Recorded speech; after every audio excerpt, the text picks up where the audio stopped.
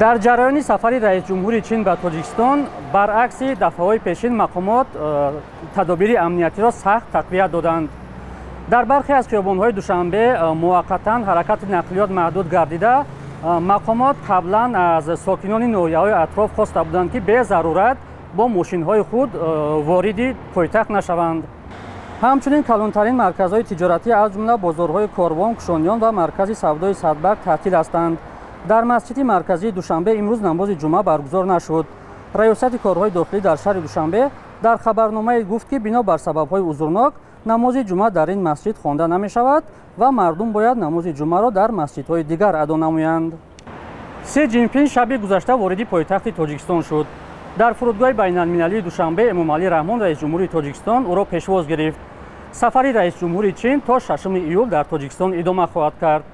вазорати корҳои хориҷии Тоҷикистон қаблан гуфта буд ки раҳбари Чин ба ғайр аз мулоқот бо мақомдорони баранпоя дар чорабиниҳои расмӣ ширкат мекунад. тахмин меравад ки Си Ҷинпин дар маросими ифтитоҳи бинои нави ҳукумат ва парлумони Тоҷикистон ширкат кунад. ин ду бино бо кӯмаки молии Чин сохта шудааст ва қимати онро бештар аз $2 миллион гуфтанд.